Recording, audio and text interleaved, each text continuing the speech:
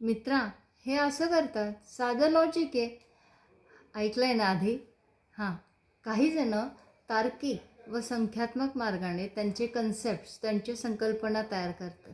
या तार्किक विचारांवर एखादी विषय असो किंवा समस्या असो ते हाताळतात.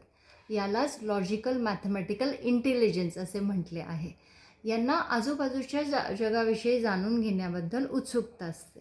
त्यामुळे ही मुलं प्रयोगशील असतात. त्यांच्या कुतूहलतेपायी ते अनेक प्रश्न विचारतात. तुमची मुलं प्रश्न विचारतात का? त्यांना शास्त्रीय कारणमीमांसेपायी आकडेमोड आवडते.